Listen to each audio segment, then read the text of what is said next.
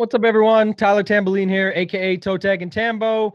Back for our Tuesday Strokes Gain show over here at RPS. Free show, everyone on YouTube, of course.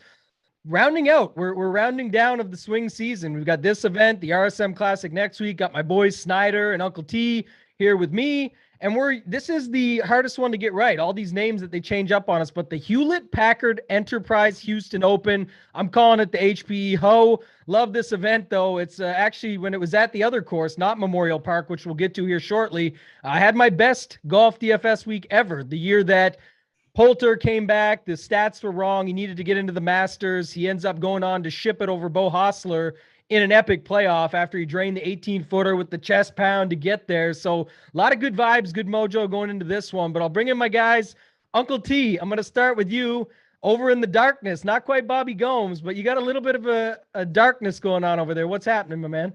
Yeah, I feel like I'm in a little bit of a cave, but hey, the most important thing is Simon, the producer, says I look good, so I don't really care what anybody else thinks. So he thinks I look good. It looks a lot better, so we're going to go with it. But no, you mentioned that that tournament, Tambo. I remember that one vividly because I had a outright on Poulter that week, if you could believe that. It wasn't for a lot of money, but I remember that he drained that long one, and again he's fist pumping, chest pumping, and yeah, that was an interesting one. But yeah, this one here is second year at Memorial Park, and we'll get into maybe Schneider giving us the breakdown and such. But yeah, 2 more weeks to go, and again, like I always say, there's still enough money in these tournaments. They're still big on DraftKings. The FanDuel ones I don't ever think are big enough, but that's just me.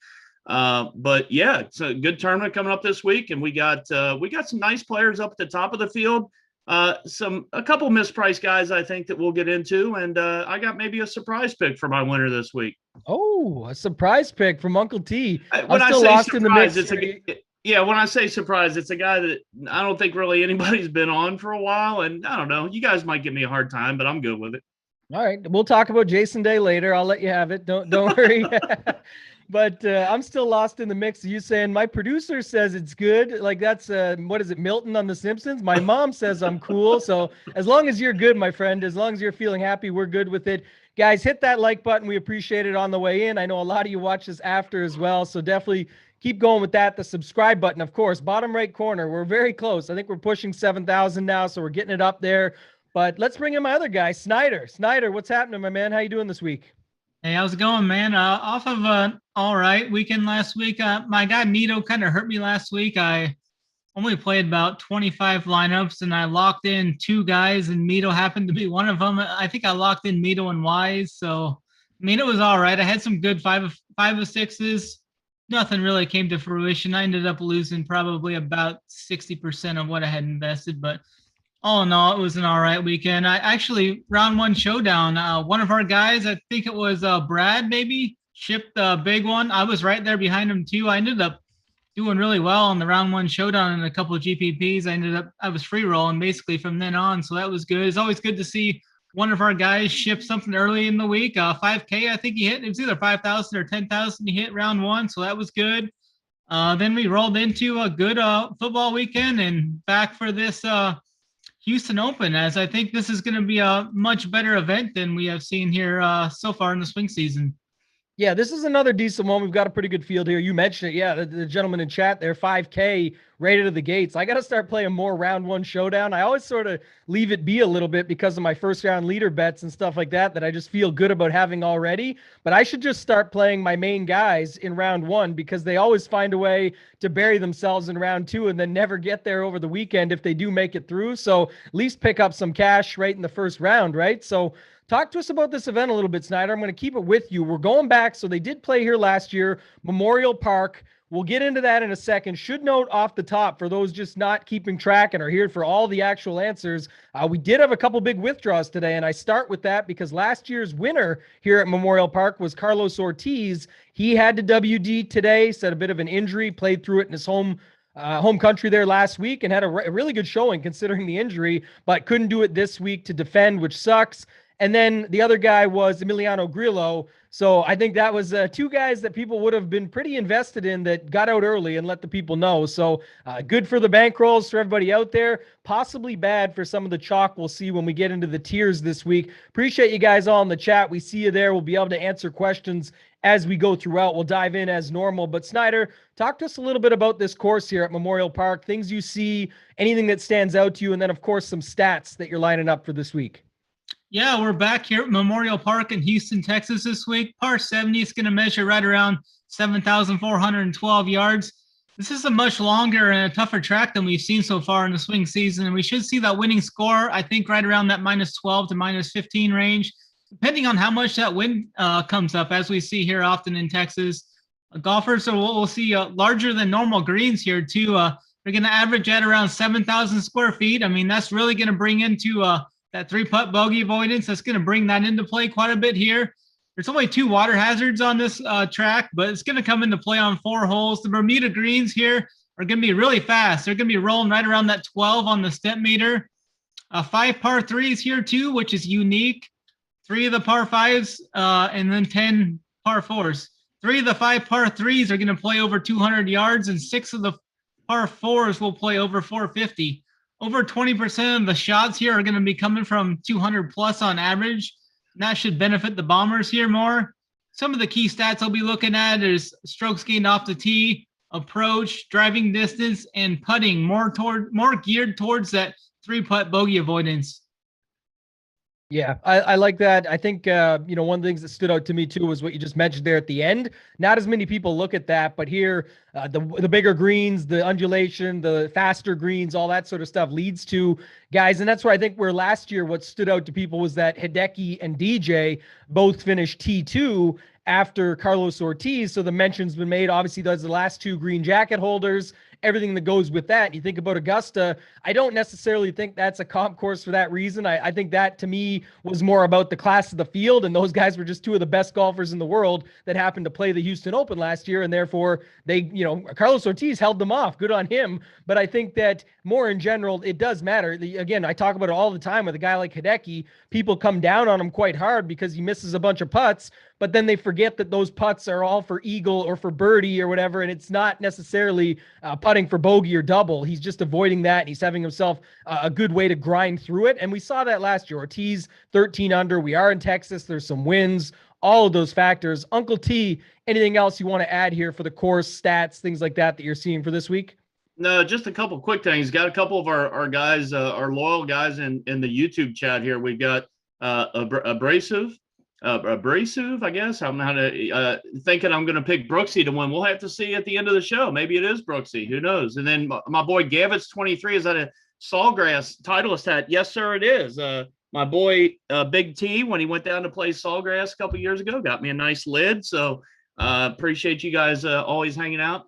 And then, not really, Tambo, to be honest with you. I think, like I said, I think these tournaments here, as we get down the stretch, I just think there's so much focus that people have that the average, follower, if you will, of golf and DFS, you obviously got your diehards out there. Don't get me wrong, but I just think there's still an edge for us these last couple of weeks. And then when we get started back in January, I just feel like we're going to be ahead of the field. We're going to be ahead of the curve with a lot of these plays and a lot of our, our builds and our thought process on some of these tournaments. So, I do think the Carlos Ortiz thing was interesting because, usually I'm not on the defending champ kind of angle. I usually don't play that a whole lot, but he played, like you mentioned, Tambo, played pretty well last week. And he was a guy that I was actually still going to have in my player pool. So that being said, not much else to add to the course.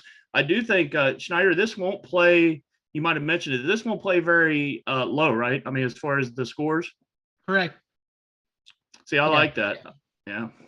Yeah, we got to wait and see too. This is always a spot. Texas is one you always want to keep an eye on weather. As we get closer, this is Tuesday evening. At least check it out tomorrow night before you finalize. If you're building 20 plus lineups, there's no shame in just putting some wave stacks in. Texas can always be affected by wind at any given moment. So one thing to keep an eye on is there. But for me, it's not a huge deal as of right now. The scores look like, you said last year, Ortiz 13 under to win it. I could see something very similar. Maybe someone gets hot. This is the thing about these up and comers in the field, and we're going to talk about a bunch of them. Sometimes they just have that one hot round, and then it can sort of go even keel after that, but they could easily get to 15 still or something, but it's splitting hairs. So let's dive in. Let's get into the tiers here. We're going to start up at the top. And Uncle T, I'm going to go right back to you. We are going to be talking. We'll leave Brooksy out of it because he's at 9,900. So we'll make them wait just a little bit longer. But going from the top, it's Sam Burns, the only guy in the 11K range at 11-1, all the way down to Tyrrell Hatton at 10K. Yeah, I tell you what, starting with Sam Burns here, he's a guy that we've bought in quite a bit on during this big run that he's been on. And, I've been on him quite a bit, but I'll be honest, guys, the times that I'm not on him, I try to find a reason not to play him for whatever reason. And there just isn't any reason out there at the moment, right? I mean, his numbers over the last probably 4 months have been just incredible. And, if you go back to, last year, he held the 36 hole and the 54 hole here, or lead after the second and third rounds. Last year, he settled for a T7. He's got 2 wins on tour since then. He's an excellent putter. His confidence is through the roof right now. So, you look at that 11-1 price tag, and, at times I think he did top the price, standings, if you will, several weeks back. And that might actually been, was that the week that he won? It might have even been the week he won. I'm not really sure. But anyway, I'm going to play Sam Burns. I'm just going to play him. I'm definitely going to play him in a field like this. He's sitting at 12-1 now. He is the favorite to win the golf tournament, but definitely going to start my lineups with Sam Burns. Scotty Scheffler is an interesting one for me. I had him on the same build with Hovland last week, and he damn near tracked down Hovland. I think he got it to within 2 on Sunday. I think he double bogeyed the par 4 16th or 15th or 16th last week to kind of hurt any chances he had. He still finished T4. So that was his best finish he's had in a couple months. So I might be off him. I know he's a native of the area there, and that's a narrative that you can play. Our boy Sungjae M, I don't know what's wrong with Sungjae, but and I say that sarcastically. There's nothing wrong with Sungjae, but he just hasn't played in a few weeks. And we're used to, Sungjae playing out of his, living out of his car and going tournament to tournament and playing every week. So he's definitely, rested for sure. He won at the Shriners, T9 at the CJ Cup, 10-7. Don't have any problem with Sungjae M here. My fade this week is going to be a guy that I picked to win last week, guys, on this show, Tony Finau. He disappointed me quite a bit last week, 45th place finish. He did make the cut, but in a field like that last week, I was a little disappointed. Didn't necessarily see the consistency out of Tony last week. I'm going to be fading him. And then as you go down, one of the more interesting things for me, or decision-making for me up top, and I'm going to be anxious to get your guys' take, Cam Smith and Tyrrell Hatton. I think both of these guys are interesting to me in different ways. I think Cam Smith, again, he's rested. He's got, he's been playing some good golf. I kind of think he's under the radar a little bit this week. So I kind of like him, but then Tyrrell Hatton, excuse me, is another interesting one, but I can never get Tyrrell Hatton right. And I do think that, he was T7 here last year. He had a T2 at the Dunhill Links back in late September. That was only a couple tournaments ago that he's played. So I don't know what to do with those two. I'm gonna kind of wait and hear from you guys. But my main guys up in this range are Sam Burns and Sungjae M, and I'm gonna choose between one of those other two guys. Yeah, we're a little bit aligned at the top there. I'm going to go to Snyder first. Snyder, before you talk about the range too, maybe just talk a little bit about anything you're thinking for strategy for the week. There's been some conversation around stars and scrubs with all these guys up in the 5-figure range that you're about to go through, but then we'll get to it later, of course. Once you get down to that 6K range, there's not much that I really love. Of course, you can always go one of these guys, then hop into the 7K range and above. I kind of lean that way, but anything you see there from a strategy perspective, and then go through your tiers, who you're on in this range. Yeah, I don't really seem to, at the moment, seem to see anything down in that 6K range that really gets my attention too much. So I probably, for the most part, I'm just going to be playing one of these guys from this top tier in most of my teams. And then, because I like quite a few of these guys in that 9K range and some guys down the 8K range as well. So probably is going to look to be more of like an even type build for me this week for the majority of my teams, but I definitely have conviction on a couple of these guys up here in the top range. When we're looking at Sam Burns, he ranks first in strokes gained total over the last 50 rounds. So that's a big sample size. So I definitely will have he'll have my interest for sure. I mean, I've never seen him priced over 10K, I don't think, but let alone 11K. The sticker price is definitely a shock here for Sam Burns, but I mean, he's finished top 8 finishes in his last eight events, including a win in the second place. Hasn't finished worse than 21st in those events. It'll be interesting to see where the ownership comes from him. He's gained nearly 5 strokes tee to green over his last 5 events. He's definitely just playing great golf all around.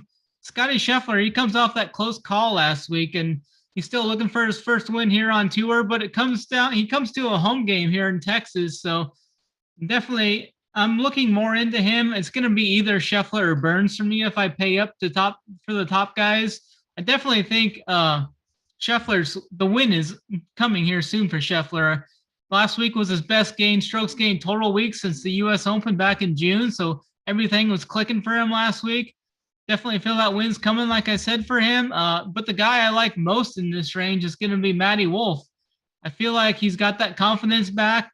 He went through some tough times last year. He had some issues on and off the course. But now it looks like that confidence is at an all-time high. He's getting through some of those struggles. Back-to-back top 5 finishes here. He's just been crushing it tee to green. He's a good win player. If that comes into play here, I think that's good. He's got that good scoring opportunity. I think this is a good opportunity for him to get that second PGA win he's had. He had the one win a couple years back. I don't think people are going to pay for him too. I mean, he's priced up there higher than people are looking normally. He's got Tony Finau right 200 above him. Cam Smith's right below him for 200 cheaper. People are going to be looking at Cam Smith. I don't mind Cam Smith here. I mean, he's a good win player. I kind of like to look at those Aussies here in Texas because they typically tend to perform pretty well here in the wins in Texas. I don't mind Cameron Smith. He's a guy I need to look into a little more as this week progresses. But my main guy in this range is going to be Matty Wolff. And then I may have to add in some Cameron Smith. And then it's going to come down to Burns or Scheffler if I want to pay up all the way to the top for me.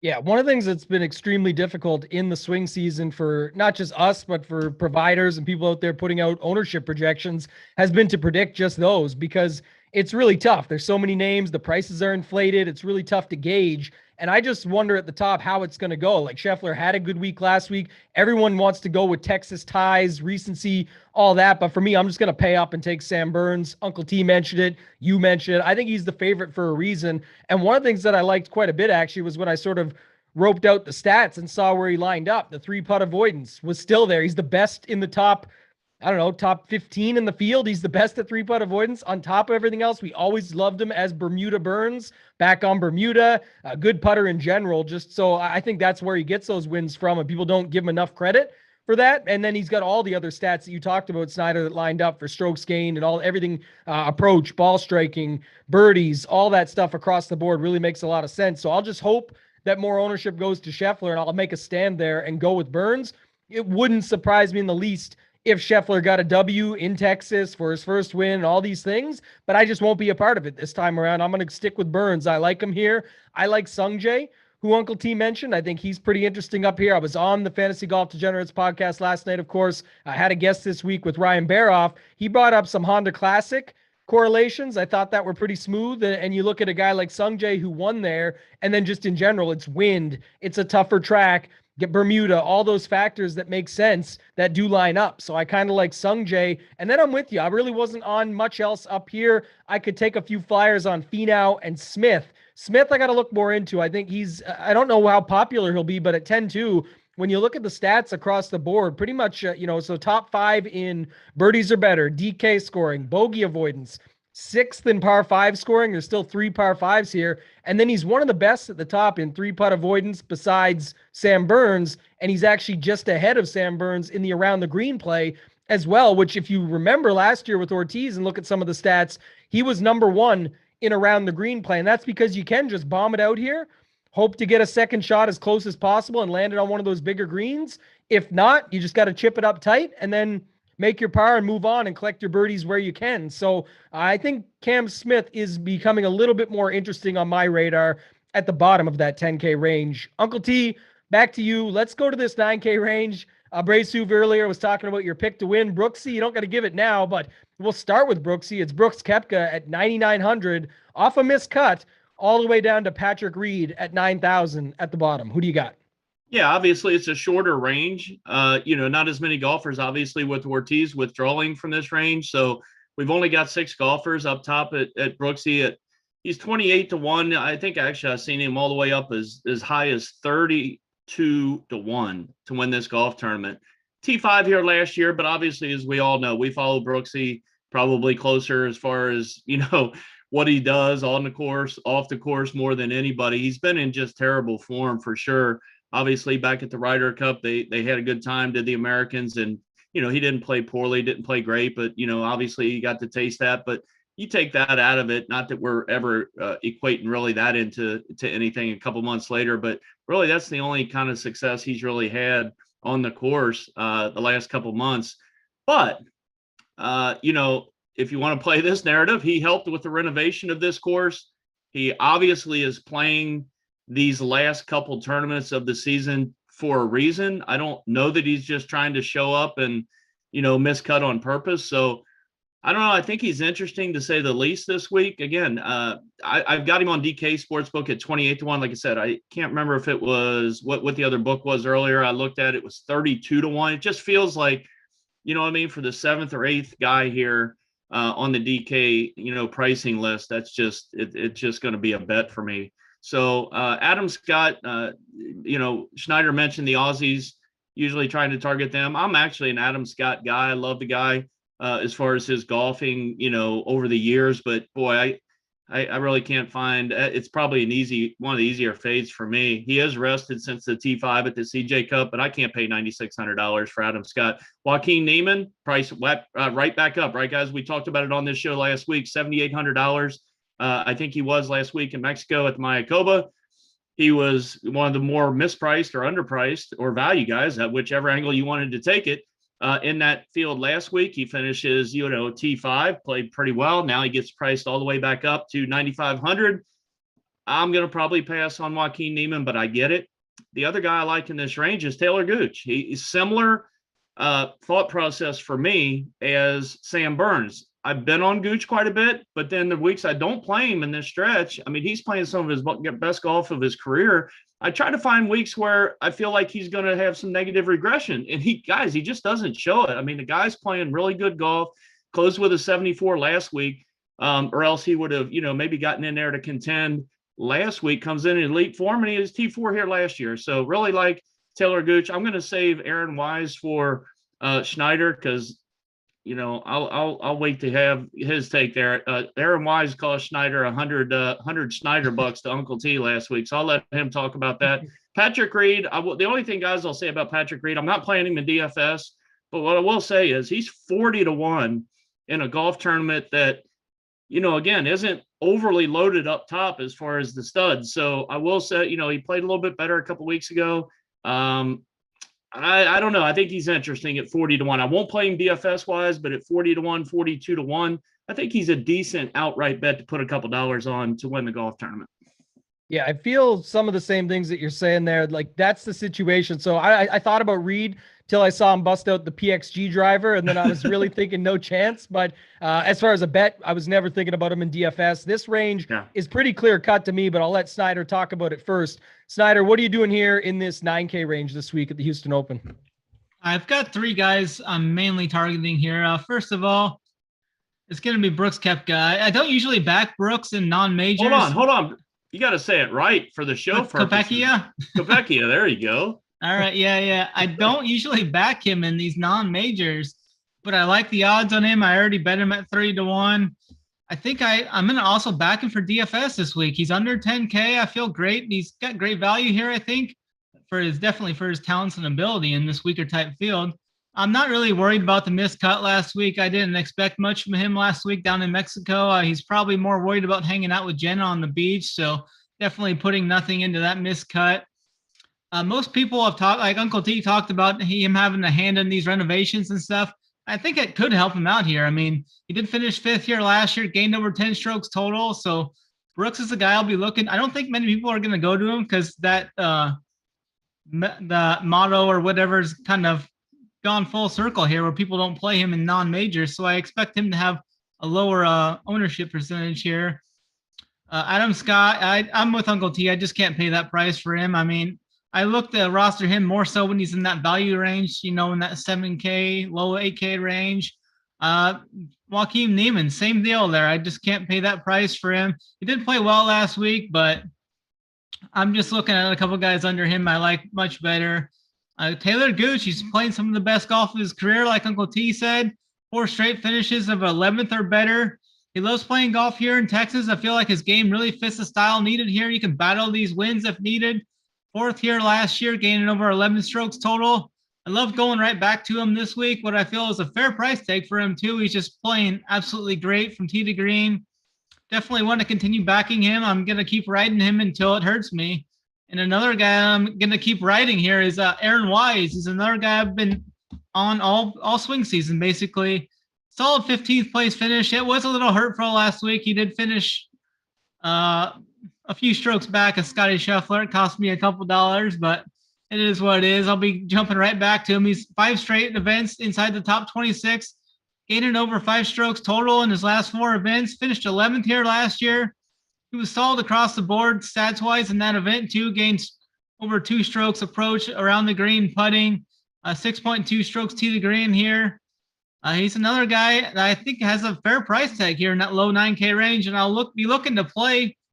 I'll be looking to get overweight on all of Wise, Gooch, and Brooks, but in doing that, I'm going to set up a group with those 3 guys, and I'm going to play max 2 of that group, though, in this range, because I just don't want to get all 3 of them. I think they're going to be, at least Wise and Gooch are going to be fairly popular. I just don't want to get too many lineups where I have all 3 of them together, but I'm definitely have a lot of conviction on those 3 for sure. And I'm kind of happy that Carlos Ortiz did withdraw here because I was having a hard time deciding what I was going to do with him. I knew he was going to be very popular here, and rightfully so. So that's a good news for me.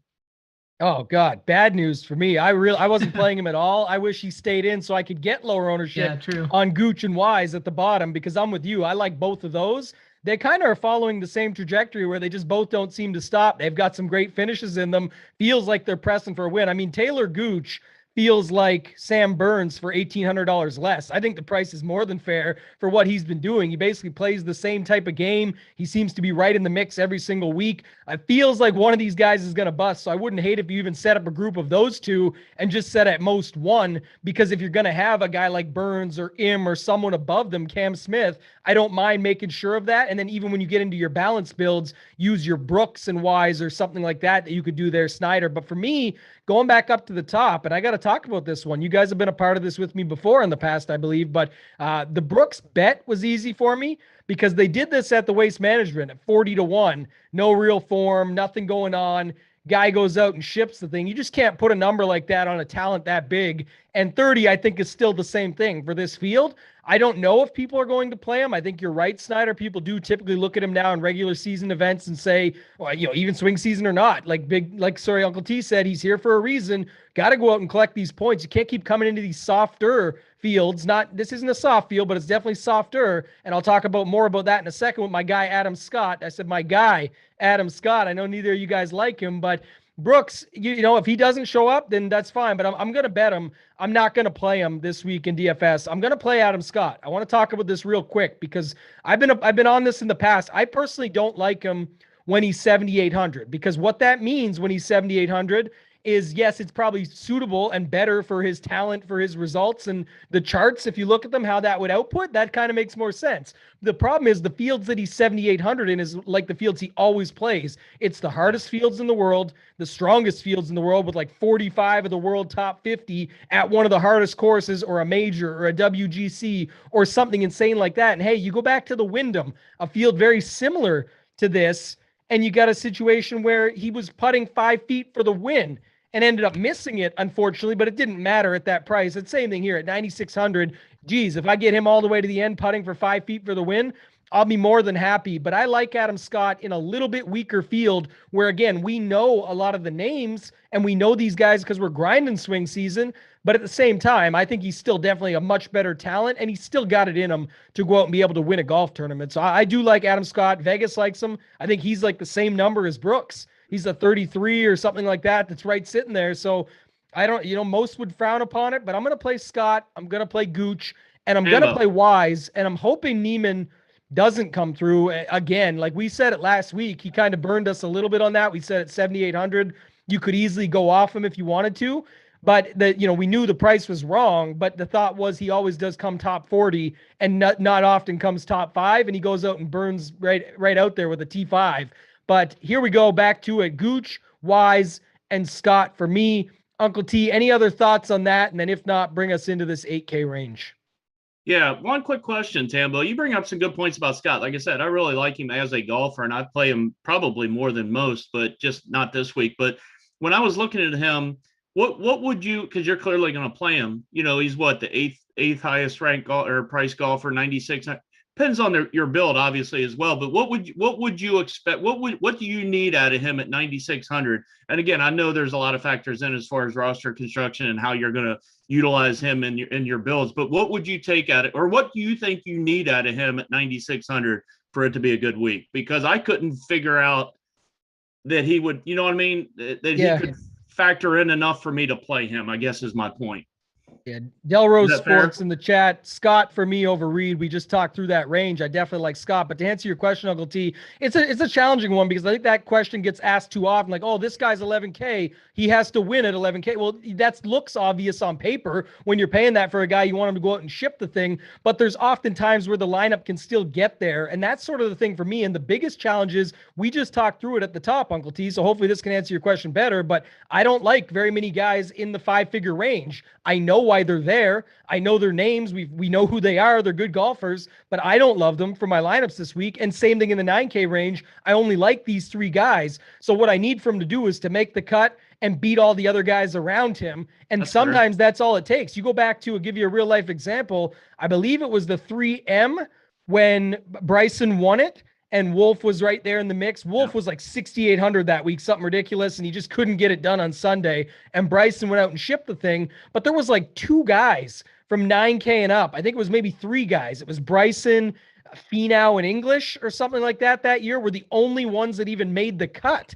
And that's why I'm saying it's tough to say what he needs to do because of the price. What if he's one of only 3 that make the cut up here and all the ownership is, on guys like, let's say it's on Koepka, or people go back to Scheffler, Wolf, who knows? That's where, for me, it's a little bit of a different situation. So I just like him better than those around him. And like I said, I like the chances we get here that he comes in at like 6 to 10% in this range because of what's around him. I think that's a good way to get unique with a guy that's up at the top for a reason. People just always come down on him because he finishes 30th or 40th, but they forget that he's in a field where it's got literally 50 of the world's top 50 playing in it at a much tougher track, even than this one, with the upgrades and renovations for the 1 week of the year that it's not a municipal course, right? So the Tom Doak redesign and all that. So I think for me, that's sort of where I'm at with it. Hopefully that answers your question. And anybody out there in the chat, if you guys have more questions, by all means, bring them up. But let's talk about this 8K range, Uncle T. We got Russell Henley all the way down to Max Homa. Yeah, this one I'm struggling with quite a bit, to be honest. Out of the ranges that we obviously go through, and doing my research yesterday and then, most of the day today, it's the range I'm struggling with the most. And I don't know why, because I do like some guys in here. I'll start at the top. I don't like a whole lot at the top of this range. And, listening to some podcasts and doing some research, it feels like people are on Russell Henley, and I just don't get it. And again, I could be totally wrong here, but, he finished 29th here last year. But if you look at his current form, he just hasn't been very good. And 8,900, I think it's a fair price tag in this golf tournament, based off of the field, but I don't see it. And I'm hoping that, either you guys are on board with me, or if you are on them, I want to know why. But for me, I'm really not on Henley. I don't care much for Kokrak. Leishman is definitely interesting because, he does have a T4 at the Shriners or a T3 at the Shriners, T4 at the Fortinet when in his last couple starts. So I don't mind him. Bezuidenhout, he was a guy that, he's in pretty good form. Finished T15 last week, $8,600, I think is fair. But the guys I like the most in this range, fellas, is Mav McNeely, Seamus Power, and Cam Tringali. There are three guys right in the middle of this range. I'm not going to play them all, on the same team. This is where I might make up, maybe my group settings in this, similar to what you guys were talking about above. Mav McNeely's a guy I know Schneider loves, and he's just been consistent since midsummer. I mean, he's coming off a T11 last week, but in that group of guys that his confidence is soaring, you're starting to see more and more consistent finishes out of him. I like Mav McNeely. Seamus Power is the guy that I feel like is underpriced based off of his form, his confidence, his just name everything. He's recorded 8 top 20s in his last 12. 8 top 20s in his last 12. And for $8,400, I feel like, I feel like it's one of the better values on the board. I think he's got 12 straight rounds under par, going back to last 3 tournaments, 12 straight rounds under par. I'll take that any day of the week for $8,400. I think he's got a decent chance to win this golf tournament too. He's not my pick to win, but 45-1 is a decent price there. Cam Tringali, we've been going on and on. I know he's coming off that rare miscut last week in Mexico, but maybe that'll keep people off of him a little bit. I don't like him as much as the other two above him I just mentioned, but I do like him just a little bit. And Shane Lowry let me down a little bit last week. There could be a possible flop lag situation here with Lowry. He is a good iron player, good short game. He probably sets up well for this course, finished T11 here last year. Probably going to be out on him, Griffin, and Homa at the bottom range. I'm going to probably stick primarily in that middle range, McNeely, Power, and Tringali. Yeah, I'm with you on some of these guys here for sure. I think, I talked about it at the top there, Uncle T. Not many guys that I've mentioned so far. I don't know necessarily how it'll shake out with total builds because, I'm going to load up in that 7K range. But if I'm on, 6 to 7 guys so far, this is where I'm easily going to add 6 more because I do like this range quite a bit. I think Leishman makes sense. You think about that, 3-putt avoidance, caliber of a golfer, around the green game at times. Aussies in Texas, literally won the tournament with Cam Smith, who we liked above a little bit. So you could say, a situation like Leishman makes sense for cheaper. Buzenhauser, as Del Rose says in the chat, he knows JSU's guy, but Bezuidenhout is a really good golfer in general. Showed it again last week. Really good, solid when it comes to 3-putt avoidance. One of the best around the green games that just goes overlooked at times and just hasn't shown it enough that people are going to know who he is to be mainstream. But at 8,600, I think it's a fair price. I'm going to skip over McNeely, but we were all on Power last week, and he came through. I like Seamus Power. I think, like you said, underpriced. Again, people don't give him enough, no pun intended, but they don't give him enough power. They don't give him enough run. They don't talk about this guy enough like he's an actual good golfer, and he is. I talk about it all the time. But that win at the Barbasol over JT Poston, where he had to grind it up out of the bunker to hole out to put the pressure on Poston, who then missed to force the next playoff hole to go out and ship it. That's the best stuff. That's what you want out of a guy down the stretch. And at 8,400, I can't ask for more. Tringali, I like at 8,300. Lowry has really good around the green game, a lot of caliber. So just to range them out, Leishman, Bezuidenhout, Power, Tringali, Lowry, and I'll be light on Homa at the bottom. That gets me to 12 golfers so far, but Homa at the bottom, I talk about this all the time. Nothing really shows out here. My model, he looks absolutely horrible. There's not much you can go off of, but it's pretty classic for me with Max Homa. He's literally the opposite of Neiman. He doesn't have that consistency factor with made cuts, but he does seem to have the consistency factor of when he does make a cut, he must have one hell of a routine going into Friday night and getting a good night's rest before Saturday, Sunday, because he goes out and top fives the thing or ships it, and he's got the ability to do so here. So I think Homa is a good large field tournament play at the bottom. That's 5 guys with a little bit of Homa that I like in this range, and I'll be mixing them in and throughout my lineups. If you guys haven't signed up yet for RPS, Run Pure Sports, that is, use code RPS Heater 25, you'll actually end up getting our tiers ranked out of putting this into the finale of what we're doing this week, our cores for how we're building out our lineups with at least 3 guys that we'll be using within our main lineup for GPPs and whatnot. But Snyder, it's a good range here. It's a strong one. I took a lot of them because I'm heavy on it, but just talk to me about this range for yourself. Yeah, I'm a lockstep with you guys on some of these guys. I don't really see what people are seeing, like Uncle T said, and Russell Henley. I don't think I can go there. he just hasn't shown the upside here recently. I just don't think he can pay off that price tag, but I don't know. I like some of those guys underneath him for sure. Like Matt McNeely, a couple top 20s in his last 2 appearances here. He's really improved on his off the tee and iron game quite a bit over this past year.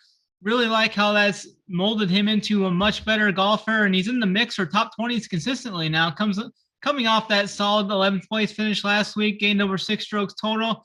He's solid from 200 plus too. That long iron game is good for him. I think this is a great course for his game and everything. So I'm definitely going there. Seamus Power comes off back-to-back top 15s, 11th and 12th in his last 2 weeks. Just another guy I've been riding a lot this year. I mean, I see no reason to jump off the train with him now. I mean, he's just absolutely been great. I mean, he's averaging 5.6 strokes total gain over his last 10 events, just across the boards have been really solid. I definitely going back to him. Shane Lowry missed his first cut in over 6 months last week, and he comes back to a track where he's finished really well. 11th last year, we gained over 10 strokes to the green here. This looks like a great bounce back spot for him. I like the flop leg with him here. He's a good win player, ranks high in long iron play, 6th in strokes gain approach over the last 24 rounds. So I definitely like going to him here some. I think he'll be a lower owned than he should be here. A couple of GPP guys I like here is Mark Leishman. He's got good recent form coming in here. A couple top 5s and a 38th in his last 3 starts. The Aussies and wind, you know how they usually mesh well here in Texas. I like that. And I like the Max Homa call there. I mean, I like him for like those large field GPPs like you talked about. He's kind of boom bust, but when he booms, I mean, he's not going to finish like 20th to 40th. When he finishes in these tournaments and makes these cuts, he's usually contending for top 15s, top 10s, and that's such. I mean, he's got that win equity we look for here in this range. So that's where I'm going to be mainly. I think my favorite guy is going to be Matt McNeely. No surprise there. And then Seamus Power. Yeah, and I think too, just to comment on it, because like I said, I'm up to 12 guys, give or take, with what I've talked about at least, and you guys are very similar, but I got no problem using one of these guys at the top and just skipping the 9K in some builds. I just talked how I like 3 guys within there, or use 2 9Ks, a couple 8Ks, and go down from there. There's ways that you can mix these guys in quite nicely. Give yourself a little bit more balanced build, because you're going to see when we get to the 6K range, there's a bunch of names we could talk about. We could make up narratives. We could talk about good stats we found, recent form, up-and-comers, stories, you name it. But for me, it doesn't really matter as much as overall construction. We want to get these 6 out of 6 lineups through and then hope that it's our guys that have the good weekend that can get us to the top. But I just don't see going past this 7K range too much. So let's dive into the 7K range, Uncle T. Tambo, real quick. Sorry to interrupt. Did you have a take on Russell Henley, just to kind of get your thoughts on it? Because it sounds like Snyder's in line with me as a fade. Really, I'm not having him in my player pool. What do you think about Henley, if anything? Just like in our Discord, Uncle T, sometimes when people ask, if I didn't talk about him, there's a good chance I don't like him. I'm not hiding no picks. I'll take that as a slap on the I wrist. certainly don't like him. I named almost everyone in that range, and he was not one of them. So it's not just that. I don't know, like you said, where the narratives fully stem from. Obviously, a past Houston Open winner, not at this course, but just in general. So I get that. Better on Bermuda. I understand all of it, but at 8,900 with the guys that I like below him, I think Seamus Power is a way better play at 8,400, and it's $500 less. And I don't even care where the ownership comes in, because we just talked about ways to build the lineups differently that you can be fine with it and eat the chalk, even if some of these guys are chalk that we like. So I'm not too concerned with it, but I appreciate you asking. I'm just teasing you a little bit. But yeah, go into the 7K range. You know how we like to do it here. Let's leave Jason Day out, like when we left Brooks Koepka out for you earlier, and start with Ramey and go all the way up. So 7,500 to Mackenzie Hughes at 7,900. Who do you got? Yeah, starting at the top with Mackenzie Hughes, feels like it's not necessarily a real steep price tag, but more than what we're used to paying for Mackenzie Hughes. 7,900, almost at 8K, feels a little steep. Closed with a 63 here last year to post a T7. He's 10 of 10 since the U.S. Open. T4 at the Zozo his last start out. So, I mean, other than the price being a couple $100 more than I'm used to seeing him, especially in a field like this, or even in a field like this, I should say, kind of interesting. I'll say that. I've been on my boy Eric Van Rooyen a little bit in this fall swing. Not going to be this week. Don't necessarily like him this week. Harold Varner III, I was off last week when he missed the cut. He was in good form coming in prior to that, missed the cut last week. I'm sure, showing him about 11% ownership right now. I don't necessarily mind the little flop lag there. Similar to Mito Pereira down below him, just want, or the same price, 7,700. That's Snyder's boy. I'll let him kind of talk more about him. I might be, I'll have to wait to see what Schneider says. He might be able to get Mito back in my player pool this week. But as you go down a little bit, guys, honestly, I don't have a whole lot in this top 7 or upper 7K range because, again, I like 3 or 4 guys in the mid 8K range, and I don't want to load up on these high 7K range either. So I'm going down. I'm skipping a couple guys. Grace, Woodland, Vegas is interesting, but I'm going to pass. Streelman's been in bad form. Chad Ramey's the guy that I do have interest in, right at that $7,500 price tag. His 4 events since coming over from the Corn Ferry Tour, he missed the cut, I believe, on the number at the Fortinet. If not, it was, maybe 2 shots off. So he was right there. He finished 63rd at the Sanderson Farms and then 14th at the Shriners and 17th at the Bermuda. So he's shown where, again, he's got a couple tournaments now under his belt. He's a really good cut maker, or at least he's shown he's been a really good cut maker in the past on the other tour.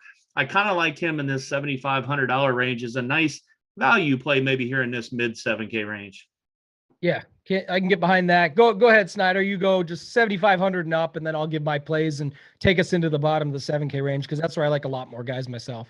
Yeah, I'll get it right this time and hold it to that 7,500 range. But that's why we're subtly reminding you. But yes, thank you. Yeah, but Mackenzie Hughes up top, I think he's getting a little bit of traction. I mean, rightfully so with his recent history. He's made 10 straight cuts. Good recent form here. Good putter. Good 200+ yard proximity range. He warrants consideration, but I'm not sure I'm going to get to him. I'm going to be going right back to my guy Mito here. I'm not worried about the missed cut last week.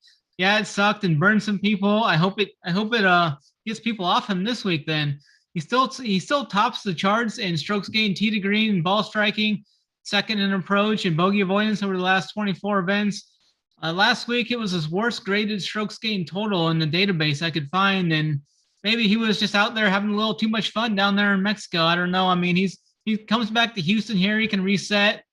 I'll definitely be coming right back to him as I feel like this is a great price tag for him and his upside. Brandon Grace, I don't mind him here. I mean, he's coming off that strong showing at the Zozo, finished 7th. He has popped 4 top 10s in his last 8 events. I mean, he's shown some upside there. I think his game sets up well here. Good win player, ranks well in that proximity of 175 to 200. Generally plays these longer and tougher tracks well too, I think. And the other guy I'm looking at in this range is Chad Ramey. I mean, I've been on him at least the last 3-4 events. He continues his great start coming onto this PGA Tour, back-to-back top 20 finishes. He's been getting it done across the board stats-wise too. 7 strokes gained total in his last 2 events. Solid off the tee. He finds the fairway off the tee, and he's not afraid to make birdies here. He can rack up those birdies. So those are the 3 guys I'm mainly targeting in this upper 7K range. Yeah, I don't hate that. The Ramey one you guys might have sold me on. I wasn't as high on him before, but I do think, like you said, just having that cut maker with the ability, proving point, all those factors. But I'm definitely with you on Mito. It's kind of hilarious to me. Last week they were almost they were the same price. They were the same betting odds, him and Neiman. And we talk about it because they're both the 2 quote unquote Chilean sensations that go out there and crush. But Mito's feelings, he hurt our feelings while Neiman didn't, and Neiman kind of did the other way for me by going out and getting that T5. But I bet Mito this week. He went to 70 to 1 while Neiman's up at like Brooks's price. So I couldn't understand that. So I like Mito. I do like Hughes. You've mentioned it. I don't know how much traction he'll actually end up getting. I always call him the Canadian Jordan Spieth, but that matters. That having that lag putting ability here, make putts. He's got some good results. You've talked about it coming in 9th in 3-putt avoidance over the last 50 rounds. Very solid around the green. And if you go back to the Honda Classic correlation, he was right there with Sung Jae Im down the stretch. They were going one-on-one down that stretch when Sung Jae got his first W on the PGA Tour. And I was there live to enjoy it and had quite a good time there. So I'm going to go back to some Mackenzie Hughes. There's no Canadian bias here. Just going to the plays I like. And then the other guy you mentioned, probably my favorite play in this range, is actually Brandon Grace. Talk about a grinder all around. Everything lines up. People don't seem to like to play him very often. This week might be a little bit different, but I think when you got guys like Harold Varner, Mito, EVR, even I've heard some talk on that people are in that range talking about all these other guys. It becomes hard to tell who people are actually going to click the button on. And I don't know how many people will actually go to Grace. Maybe more than normal, but probably not enough. A guy's number 1 in 3-putt avoidance. He's like top 25 in every stat category across. And in this field, I feel like he's truly underpriced at 7,600. I think he makes some sense here. And then Ramey, maybe you sold me on him. I need somebody else here just as a solid cut maker. I don't really love Vegas or Streelman or any of those guys. So there's 3, maybe 4 for me in this range. And I'll take us into this lower 7K range because this is where I like a lot of guys. Like I said, if I'm at 12, now I'm at 15 or 16. I think you can play 30 to 35 guys here and take a real solid stand. It's a 132-man field with those 4 Monday Qs that got in yesterday. So for me, I mentioned it earlier, so Grillo has withdrawn, so you got to keep an eye on that stuff as we lead up. But just going into this range, Cam Davis, always got interest for him. He's not going to pop in your stat models, but he's almost like a miniature Max Homa for me, where I'm just playing him for that boom or bust. When he booms, the thing about him is he can still score. There is 3 par 5s out there. You mentioned that with Ramey. Ramey's a really good par 5 player. I know it's not 4 par 5s like we like to see, and it happens to be the odd of 5 par 3s. But still, I think that having that in the arsenal of what they can do for us over the weekend could matter, assuming, again, I'm building my lineups hoping and assuming that they would make the cut for me. If they don't, those lineups were dead anyway. Poulter, I talked about it earlier. This isn't to do with the fact that he won the Houston Open and won me all that money back in the day, but I just think if you look at him across the board, he's the type that can get it done here. The grinder, can go out and make putts, really good solid around the green game, not have to worry too much. Even if his game is off slightly, he's just known for grinding out. I think a 10 under, 12 under is just perfect for a guy like him. A couple other guys here going down. Ryan Palmer, I think, is another one you could play here. I think he's a guy that people forget about, but the Honda Classic, a wind player, all these things can line up for him. And at 7,100, he's a great pick for me. And then also Keith Mitchell. Keith Mitchell's another one. I keep using the Honda Classic because Baroff and I talked about this last night, but he had to go down and shake that thing down with an 18-footer in front of Brooks Koepka and Ricky Fowler when he was actually decent and get the win that way at 9 under at that course. So I think he makes some sense too at 7,000 even. We always talk about him being much better on Bermuda, so that part adds up as well. And then a really good par 5 scorer, makes birdies, DK scorer in general if he gets through. So I like those guys in this lower 7K range. Snyder, I'll go right back to you for a change. Who are you liking down below? You like this lower 7K range this week? Yeah, I've got 3 guys that I'm mainly targeting in this range. First off, I think Charlie Hoffman could pick up some steam here. People seem to flock to him when he plays in Texas. I think he's an easy fade for me this week. He's coming off that missed cut. He hasn't really showed much upside as of late, so he's just a guy I think I can cross off with ease here. CT Pan is a guy I've been rostering during the swing season. He's done all right for me. He's made 4 straight cuts. He showed that upside at the Sanderson Farms and the Fortinet, so I definitely like going back to him here. Taylor Pendrith, he missed his first cut in 6 events last week, but he showed us that the upside of him finishing 5th at the Bermuda, ranks first in strokes gained off the tee in the last 24 rounds. He can get that putter rolling hot too. I mean, I definitely like going back to Pendrith here. I think he's a great value in this range. I hope some people jump off him after this cut last week. So I'll be going to Taylor, and then I'm going to go to another Taylor right behind him. Taylor Moore, he's my flag plant guy off the Korn Ferry Tour this year. I've been riding him ever since he came to the PGA Tour. He did great for us at the Sanderson's Farms and the Shriners. He finished 17th and 24th in those 2 events. He can bomb it off the tee. He's averaging 309 off the tee, and he's hitting greens at a high clip too. He's hitting 73% of his greens in regulation. He'll most likely make it into my core this week as well too. I feel that $7,100 price tag is a little too cheap for him in this field, so I'm definitely gonna keep riding Taylor Moore, as I hope others don't quite flock to him. I know he was kind of popular as he first hit the tour, but that's kind of since went downward a little bit, I think. And he's gonna, like I said, he's gonna be my flag plant guy going forward out of this Korn Ferry Tour class. Like I have had pretty good success in nailing these guys in the previous years, looking at like Morikawa and some of those guys of that nature, but I don't really see too much other. I mean, I know some people will probably go to Ian Poulter there. Emilio Grillo is a guy I was looking at before the withdrawal, so I'll probably need to look at one more guy in this range to fill out my pool here. But like you, I'm going to be keeping my player pool pretty condensed this week, probably in that 25 to 30 range. I think I'll probably only be playing, maybe 50 lineups in that GPP, but I'll be right in that range as well. Yeah. One guy I forgot, you mentioned him, of course. We all love this guy, Taylor Pendrith. Just another guy that has incredible upside when he does make a cut. Hopefully last week sours people a little bit on him because he's not only good off the tee, long, all those things that we talk about, but he's a really good grinder. You can go back to the 2020, I believe it was the US Open, and he had like a top 25 coming out of nowhere that people just didn't even know who he was. People still don't know who he is. I should be correct there, but we do, and we like him, and we liked him last week, and it didn't work out. So I got no problem hopping right back on with Taylor Pendrith. Uncle T, talk to me about this bottom 7K range and some of the guys you like down here. Mute, donkey. I've been tending to the chat. I was on mute. Yeah, if you guys have any questions, you can put them in the live Discord chat. We'll try to get to a lot of them, as many as we can at the end of the show. So appreciate you guys listening tonight and hit that like button. We appreciate it.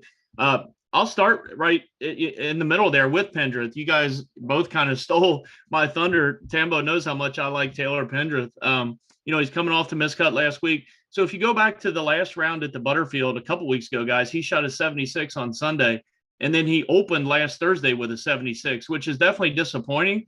But he did finish with a 68 on Friday, hit the ball a lot better. And I think, again, it's just maybe just a little blip for sure. You can't definitely hold one miscut against this guy. I'm definitely going to go back to Taylor Pendrith, especially at $7,200. He just brings a lot of value. He's an easy plug and play down in that low 7K range for your lineup. So I do like him, and I'll start with him because of you guys mentioning him recently. But going back up near the top, I don't have as much interest up near there. Obviously, a few people were inquiring about Jason Day. I just can't pull the trigger. The price tag is definitely enticing, I guess, if you wanted to go there. But like I told Tambo off the show or off the air, it's not 2018. I'm not going to play Jason Day until he can show some form. I get the Cam Davis call, Tambo, for sure. He's a guy that I've been saving more for the Showdown stuff because it feels like he's had one bad round the last 2 or 3 events that's really hurt his finishes. So I kind of agree with you. He's the finishes. If you just look at the results in the finish total numbers, they don't look as well. But when you look at it, if he can clean up and have more consistency through 4 rounds, I think you might start to see some more top 20s and top 25s out of this guy. So I don't have any interest in Poulter either. Sorry about that, Tambo. He's missed a load of cuts lately and just hasn't showed. I guess you could put him in a GPP pool. But boy, he definitely isn't. I think he's definitely volatile right now, a boom bust kind of guy, which normally you wouldn't say that about Poulter. But if you look at his recent form, I think he would fit in more of that mold than anything. Charlie Hoffman, I'm not sure if you guys were mentioned to him at all, but I kind of like Charlie Hoffman a little bit down here at 7,300. I don't mind the CT Pan call. Schneider, don't mind him either, but I'll go down a little bit more to 7,100 Taylor Moore. He's, again, a guy that I know we say it a lot, but we've been lockstep on some of these young guys these last, this first month or so of the new swing, getting to know some of these Korn Ferry Tour guys. And, Taylor Moore is a guy that I've been on a lot as well, and I'm going to go right back to him at $7,100. He's a guy, as we see this new season go, he could be, along with Pendrith, some of these new guys, Ramey, they're going to be $400, $500, $600, $700, $800 more. And I think we need to stay ahead of the curve with some of these good young golfers. The only other guy really down here, I don't have a whole lot down in the low 7K, like right at 7K flat. I usually have a couple. I don't mind Harry Higgs. He can always pop here and there. But other than that, guys, I don't have a whole lot of interest down there. So for me, I'm more up near the top of the range. Again, Hoffman, Pendrith, a little CT Pan, Taylor Moore, possibly a little sprinkle of Harry Higgs, but not really a great range in the lower 7K range for me. The Poulter hate is just hurtful, man. It was less than a month ago. He was just T18 at the CJ Cup with a way double the strength of field of this. Yeah. And then you go back on the run that he was on. It was like 31st, 10th, 26th, 4th, 36th, 25th, 3rd. He's on a run, Uncle T. You got to go back to him here. Everyone's going to play Charlie Hoffman, like Snyder said. So Snyder said he's looking for another guy. I'm going to play Taylor Moore because of Snyder. Snyder should play Poulter because of me, and you can just play a little bit of him and just feel good about 5 of 8. Okay, you know what? I'm going to build one team with Poulter for my guy Tambo. Let me get him back. A good play this week, man. I think he's a really good play back this in week. there. Much better on Bermuda. And like, he didn't make the cut at the Mayakoba or the Shriners, but then it was 18th, 31st, 10th, 20, just so many good numbers to rattle off. So got to give a little love to my guy Ian Poulter there. Let's move on though. The chat's already talking about it, so I'll kick it back to Snyder. Uncle T loves him too, but what about Grayson Sig? And then what about the rest of this 6K range? Yeah, I don't have too much conviction on any of these guys down low, but like you said, Grayson Sig, he remains under 7K, and I'm going to go right back to him. Off that 33rd place finish last week, he's made 3 straight cuts. I mean, he's just been a really good value guy for us, and I think he should be one of those guys that's priced in that low 7K. So I think we're getting a good discount on him here. So I'll be looking to go back to Sig. Sahith Theegala, kind of one of those guys I always go to in GPPs here. He's shown that upside not so much recently, but in his history, he has ranks high in bogey avoidance. I just always put him into my GPP pool. Sepp Straka, he's had back-to-back top 5s at the Houston Open here, and he comes off 3 straight made cuts. I think he may be a guy that picks up some traction in this range. Denny McCarthy finished 15th for us last week. Did well for us for his price tag, gained over 5 strokes total here. He's had good success here in Houston as well, so that's another guy I'm be looking to. But like I said, I don't really have too much interest in these guys. I mean, Luke List, you can always play him for his upside. He's a boom bust guy if you can get that putter going. That's about it. I mean, Hudson Swafford, he ranks out well in the models looking at the last 24 rounds. So, I mean, maybe you could go to him. If you're looking down, I mean, Kyle Stanley's popping in the models too. He's in the low 6Ks. Duffner's right there too, but I'm just not sure I can get there. Sung Kang, he's a previous winner here. He's 6.2K. I could see going to him. He plays well here in Texas at times. So mainly just looking at like Sig and Straka and McCarthy are my top guys here. But I'll sprinkle in some of those other guys. Yeah, see, this is what I was saying earlier. I'm not saying this is, against you or anything. I just think in general what you're saying is almost a proving point to me why I want to try and avoid this as much as possible, because you're doing it the right way. You're only picking a couple guys. I think the right way. I think you can go deep in the weeds here and end up trying to play too many in this range, because you can make us, there's a lot to talk about down here. Theegala, who you mentioned, just rattling off names. There's Perez, Stenson's down here, Sig, McCarthy, Redmond. Just not saying you want to play all these guys, but their names everyone likes or could try and make a story for. So Party Marty Laird just got brought up in the chat. And then the best comment ever, Gav Fitz. I'm not going too deep into it because it's probably offside, but I do love the Club Cam Cole, our boy Cam. You can't play Poulter in Texas. Just the most incredible, epic night ever. We will have plenty of nights like that over at RPS when the regular season gets going. Yeah. Appreciate all you guys hitting the like button. I think we're 100% ratio right now. But at the same time, remember, if you're not signed up yet or you're tuning into this later or after the fact, maybe it's Wednesday now when you're getting to the show, definitely want to sign up over at RPS. Go to runpuresports.com. Use promo code RPSHeater25. Get yourself in there. You get all sports, one price.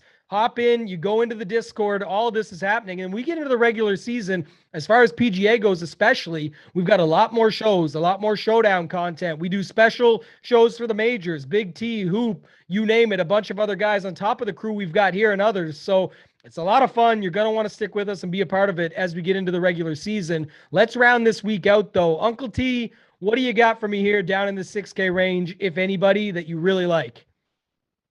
Yeah, again, we're not going to be able to, dissect these guys down here in the 7K range and give you a whole lot to go on other than, again, you're looking at most recent form. You're looking at maybe some course history, maybe a different narrative here or there. But Luke List sticks out to me in this type of a field to where 6,900, when I first glanced at it under 7K, I thought he and Sahith Theegala were the two that, not necessarily really underpriced, but I was a little shocked they were 6,900 in this type of a field, especially seeing some of the golfers that were in the 7K range. I feel like those two guys should have been elevated up a little bit in that $7,300, $7,400 range. So for me, and again, having that thought process coming in and watching these guys, I like both of those two guys the most under 7K. They've got tremendous upside, I think.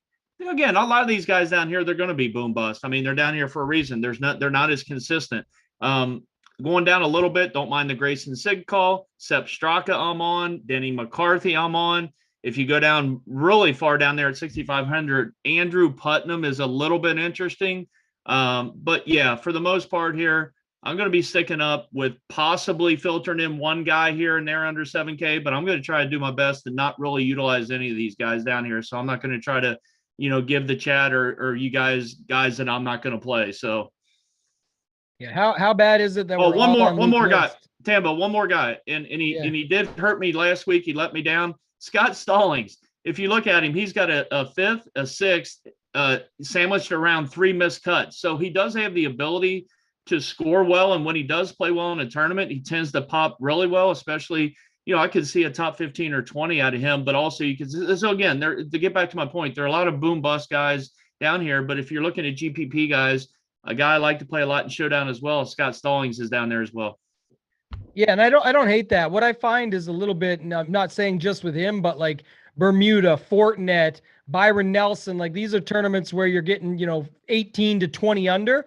And that's where I think you could see them shine and pop. And if this is not going to be that, that's kind of why I brought it up earlier, not the same token, but just using a guy like Max Homa, he won at Riviera, which is a tough track. Genesis there is going to be a tough place to go win that tournament, and you got to grind through it, and yet he can still do it on the tougher tracks. I think there's a lot of guys, that's not saying about you on this particular play, just in general, he's a good example where that's where I'm saying you get behind a lot of these guys because of some finishes or how good they've played, or they have upside. But do they have upside to grind out 4 days of a tougher track or a little bit different setup, like we've talked about here in the past? So we'll see. I got no problem with you playing anybody you want to play down here. I just say the same thing as always. That's why I'm tightening up the pool. If you are going to go down in this range, I really think you got to get 10, 12, 15% of whoever you're playing to be able to actually make it have a chance. If you just have if you got 150 lineups and you put Sung Kang on a couple, it's like even if he crushes for the week, you're probably going to be wondering why it didn't pay off. It's because you only had him on 2 of the 150. And while he won the tournament, let's say, you had all the wrong guy. You might have had him in a 3 of 6 or a 4 of 6. And it's like, oh, if only I got the right pieces. Well, you didn't get the right pieces because you didn't play the right amount of the guy. But then you wanted the victory lap or say, I had this guy right. Well, you didn't. You put him in with the wrong people. So that's why I want to be a little bit tighter down here. I was saying before, I don't know, Snyder, how bad is it that we're all on Luke List? Is that a problem? I may have to avoid him then. If he's going to be chalk, it usually doesn't end well for him. Am I wrong about the tag though? When you first look, just based off of just names following these guys, definitely got the upside. Knowing some of the guys that are under 7K, I would have expected to see him in that $73, $74, $7,500 range. So for me, it's more of I feel like I'm getting some value there. And from an ownership standpoint, I mean, you're looking at 6%. I'm clearly not going to be afraid of that.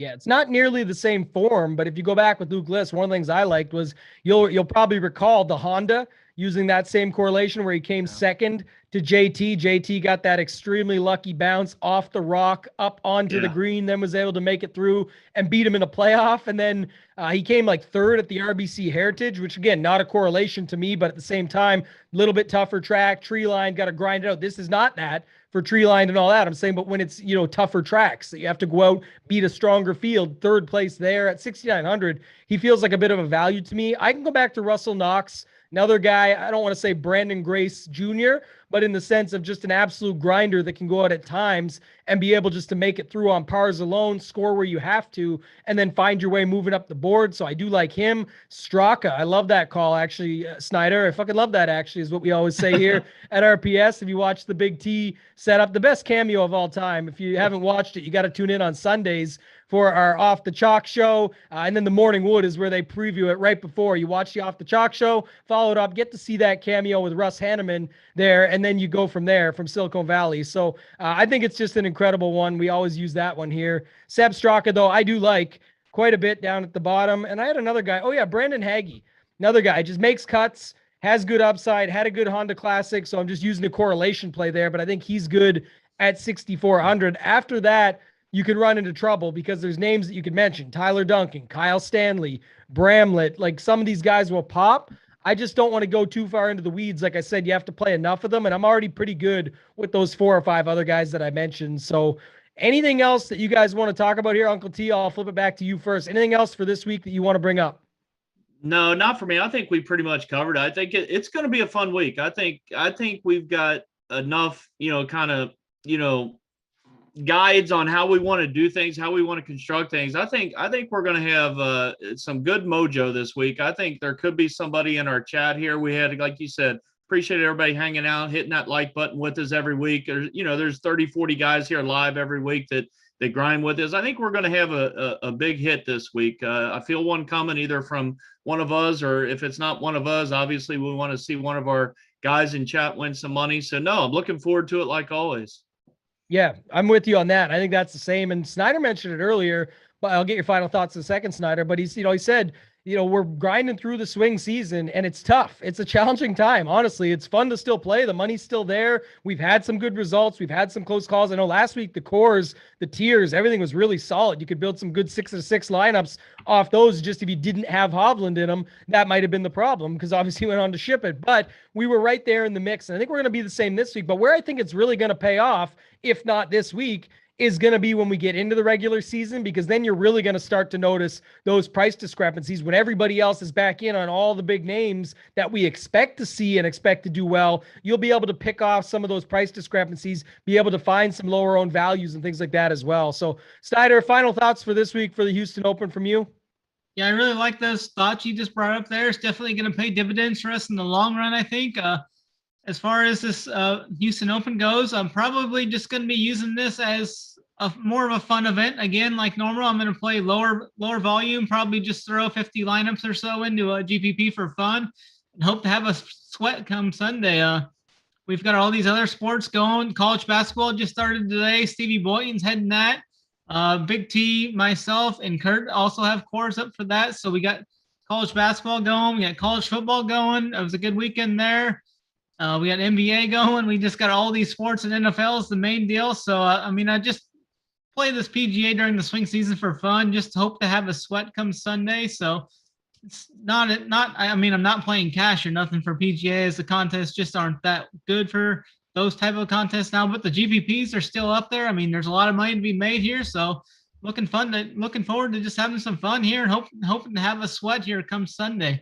Yeah, I'm the same as you. And I think if nothing else, another thing that it can show people, like if you just play your way that you just mentioned, 50 lineups, get after it with a solid core. It's funny though, because in the swing season, that's how people play it, myself included. Way less, I play pretty similar all the time, but just in general, a thought that I had was people, usually have a hard time cutting down their pool or making those hard stands. But for whatever reason, it seems like in the swing season, everyone's much more comfortable with it because they just want to get their lineups in. So like, let me pick my 30 guys. Let me mash them all together as many ways as possible and throw it in. And realistically, you're kind of learning a way to play that you should be playing that way in the regular season, because that's kind of the calls you have to make. You have to take those stands. AP talks about it all the time. Big T for sure talks about it all the time, just picking his spots and going after it. This is what the swing season can teach you. And I take a lot away from it still, regardless of how it goes. So I really do love doing this. I appreciate you guys. I appreciate everybody in the chat. The likes are more than the watches right now. We know you guys will come in after the fact and watch this Wednesday night, etc., maybe even Thursday morning.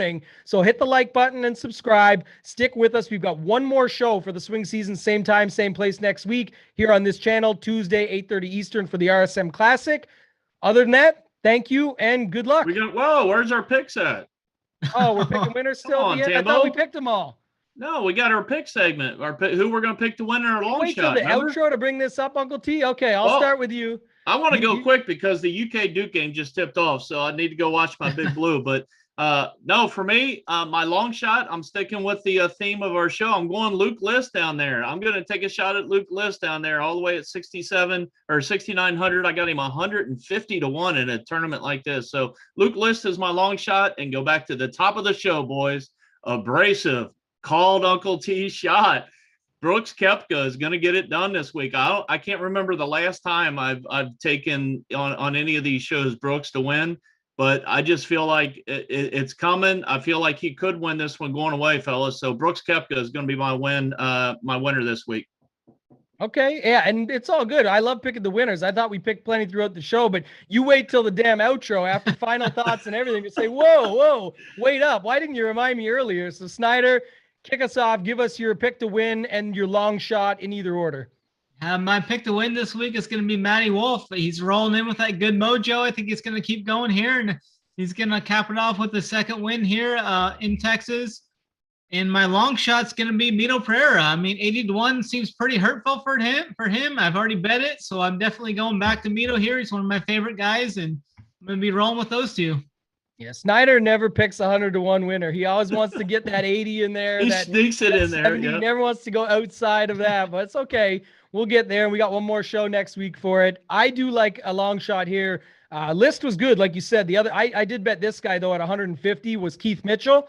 Talked about him plenty when we were at that range at the bottom 7K right there on the number. I think he's a really good play this week in DFS. I think at the bet, I don't expect him to win, but it's worth a shot at 150. I think he can definitely top 5 it. And I, of course, I'm always taking it with the top 5 each way. If you don't have that, by all means, hop in on a top 10, a top 5, do it that way and get after it another way. But I think he's definitely got the upside this week, and I like him. I'm with you, Uncle T. I mentioned it earlier. I bet Brooks Koepka right out of the gate, first bet at 30. Let's go. But I'll give a secondary. I like the Koepka number. See, Snyder, he can't just give us one. He's got to give us two. I'm on Brooks as well. You made us wait for these winners, so now I can't give the same as you, so I'm giving an additional. And I think that Scott could shock. I think Adam Scott at 33, I think, like I said, he literally should have won the Wyndham in a very similar field to this. If nothing else, I think he's a great play in daily fantasy this week. So, and I should have won the Millie this week too. So, what'd you say? I was just giving you shit. I said, and I should have won the Millie this Sunday too, but I didn't. Yeah, it's okay. He'll be okay. I'm going to root for you, even though he's not going to be in my pool, because again, I'm an Adam Scott guy. I'm just not on him this week. So I do like some Adam Scott though. Yeah, I don't want to wait to play him when he's 7,800. Yeah. Everyone's on him, and then he gets me 40th or 50th in the tournament. So I'll take the chances there. Now, if we had StreamYard, I'd be putting you in timeout, Uncle T, for doing it a separate way. We got to do a different intro. So, Simon, get us out of here.